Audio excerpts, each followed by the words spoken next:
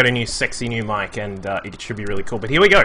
Game number 1. It is best of 9 GSTL style. Whoever wins stays in, and will continue to fight on for their team. If you lose, then you get to pick the new map and you get to send in a new player. We're going to be starting out with a PVT. All right, the fan you can hear. Let me just put that over there. Yeah. God, the things I do for esports, man. But yeah. Alright, so the fan's off. Let's hope I don't, like, boil up or something like that. Okay. Hang on.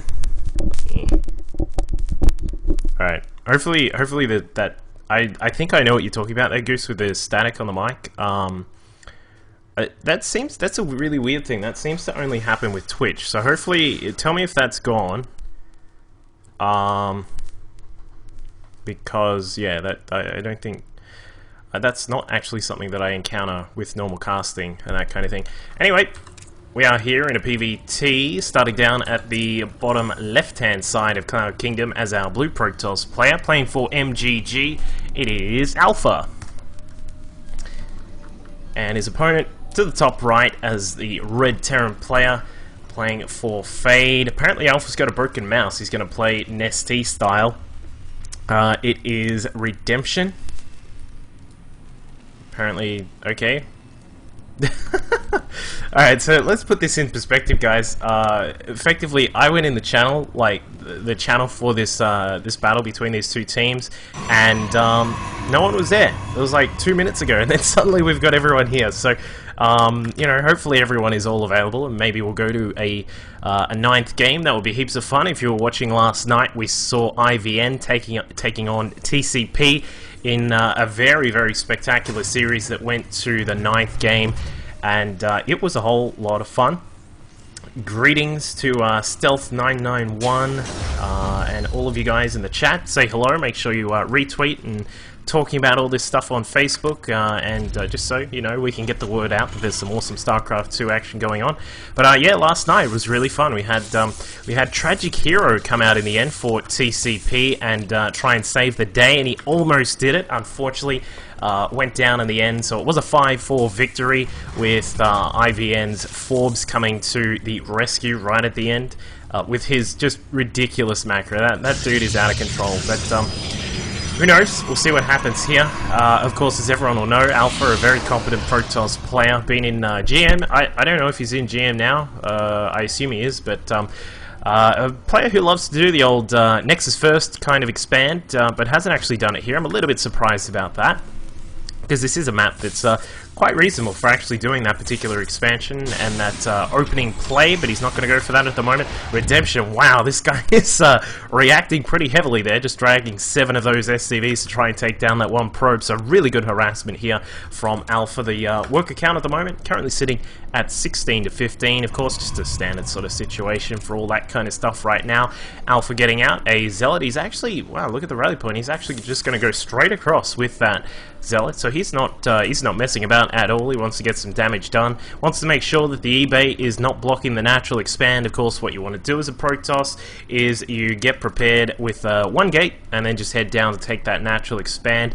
We'll obviously keep an eye on whether he is going to do that. We all know that Alpha will sometimes throw out the odd crazy build, so you know, we'll keep an eye out for that kind of stuff, but everything looking pretty standard at the moment. Redemption, meanwhile, going for his own little 1-Rax expand, has got the bunker going down at the front as well. A really nice thing about this map, which I think, oh, okay, this is that, it is that double probe sort of harassment here from Alpha. He's going to try and stop the SCVs from building the bunker. It looks like Redemption was prepared with a couple of extra SCVs, so the bunker does not finish up. And Alpha is going to get perhaps a kill here with this Zealot if he can catch up to that Marine. No, he doesn't, has to turn around. A little bit of micro battle going on here between these two players. One Marine goes down. It looks like the Zealot not going to get too much more than that, I don't think, but a second one does come in. So the battle will continue here between these two guys, and there it is. Redemption drops the SCV off his command center, actually just like half a second before it actually finishes anyway. But he does get the bunker up, and that means that this pressure is effectively over for the time being, but it looks like the Zealot is actually going to get inside. He's going to be able to see what's going on. We'll see the 3rd Rax going down, and that will be the end of the harassment for the time being. So really, really heavy harassment right at the start here from Alpha. This is, as I said, very, you know, he does throw out these interesting kind of styles here, and he's actually gone for the Stalker, just making sure he gets inside and gets a lot of damage done. Continuing on with that micro, he's also expanded behind all of this, as we can see, back at his own natural, but the Stalker, I doubt, is going to get too much more done here. He will, actually, he's going to get away from those Marines, which is quite interesting, but the SCVs decide, you know what, guys, you aren't doing your job, so we're going to come and do it for you, and they get rid of that final Stalker, and, yeah, okay, now... Yeah, now the pressure is ended from Alpha. He's just gone nuts with that stuff right at the start there. So, the end sort of situation after that is a total of a net loss of 3 workers for Alpha. So he lost his scouting probe. He then, of course, lost the 2 that were up there as well. So he actually, realistically, what did he get done? He sort of delayed the command center just a tiny bit. I think we lost 2 Marines, maybe 3, something like that.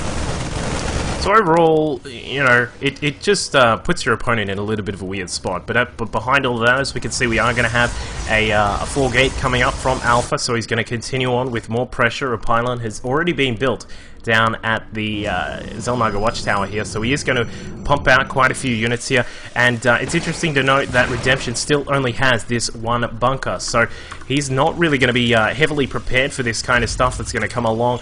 The advantage is that there is such a small sort of choke point here.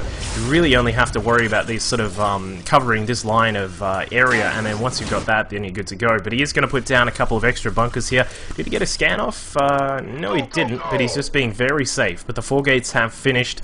Alpha still continuing to probe up behind all of this. That big advantage of playing an early gateway style to try and take care of a Terran who's doing that kind of thing.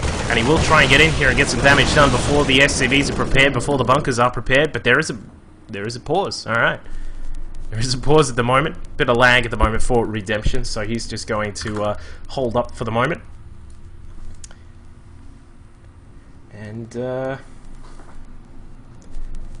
pretty good stuff so far. This is where we talk about the vehicle of esports and all that kind of stuff. But alright, looks like we're ready to go. Alright. So Alpha's going to head back for the moment. We'll have to get rid of the... There you go. It was slowing down the game as well as lagging it. Interesting. So Redemption is now prepared. He's got 3 bunkers. There's no real way that unless Alpha really fully commits, he stops pro production, he gets like a bunch of zealots out and that kind of thing, he's not really going to get too much damage done. So we'll see. You know, if Alpha's just going to continue on to play a macro style. If he is not, obviously we'll want to see some tech coming up very soon. But the Twilight Council goes down, the Robo facility as well, and he'll just continue on that very sort of standard style. Meanwhile, for Redemption, his worker count currently sitting at 40 SCVs, 42 probes at the moment for Alpha, so they're looking pretty good. And everything just still sort of continuing on as normal after that very interesting kind of opening from Alpha. Hang on, let me just tell these guys to shut up. There you go. Alright. So, Stim is now just finished up. We got a couple of extra racks just building up for Redemption as well. Just preparing himself for that mid-game where he'll be able to put some pressure on his opponent. Of course, normally you'd be looking for that kind of 11:30 timing where +1 to weapons is finished up here at the engineering bay, and you've got a couple of medevacs coming out. And we'll see if he's going to continue on with that. Obviously, the extra racks here, I'm a little bit surprised about that. So he may be looking for a much heavier kind of timing to come along. He is going to have quite a lot of Marines. We currently got a total of 28 of them at the moment, 1 Marauder out. And I think he is going to try and look for a particular timing here. I'm not sure how much it's going to actually get done, though. Back at home for Alpha, he's got all the tech coming along. The Robo facility is done. Templar Archives is also just on the way. And as we can see, Robo Bay is also being built, so he's going to cover, to coin a phrase, he's going to cover all his bases here by having all the tech. And now, as we can see, 2 of the bunkers getting salvaged. The Marines and Marauders are on the way with the medevac in tow. Well, hopefully in tow. I don't know what they're doing. I think they're just waiting for orders right now. There we go. They are going to link up with the rest of the forces. So this is going to be a slightly higher intensity pressure here from Redemption. Of course, those extra 2 racks providing a little bit more in the way of Marines and Marauders. He's sacrificing by not getting another eBay just yet, and his command center for the 3rd has only just started. So he will want to try and get some damage done here. Ideally, he may be looking to try and snipe down Alpha's 3rd base, but he hasn't even gotten started on that, so that's not going to happen. Redemption now looking to push in here, back at home for Alpha. He's still waiting for a Colossus to come out just at the moment. He's got a very small gateway force, so this could actually get some damage done. We'll see what happens here. Some brilliant force fields will be needed, slicing up those Marines and Marauders there, but the Marines are so powerful. Look at that, a nice pickup, hot pickup from Redemption. He's doing a nice job of keeping those units alive, and he got quite a lot of the Marines, the Zealots, and a couple of the Stalkers that were there as well, but he's just going to push in. I think Alpha a bit underprepared for this attack. He does have a Colossus now, but will the Nexus or the Probe survive? That is a big question here. The Nexus is going to go down. One more shot. Oh my god, Redemption. There you go. Does get the Nexus. Going to be a very nice little grab there for him. And in fact, he's probably just going to take the win. He's just caught Alpha just really unprepared here, going for multiple tech back at home with the Robo Bay, and of course the Templar tech on the way, and then those extra racks providing those extra Marines and Marauders here. And game number 1 is going to go to Fade. Very nicely done by Redemption. I'm not sure if that was a reaction to that early pressure, and he's kind of said, you know what, come at me, bro. But either way, he did get a really, really nice job just running through lots of Marines, lots of, and you know, a fair amount of Marauders as well, and doing a really good job. So game number 1, we'll go to Fade there. I'll just update their little tab.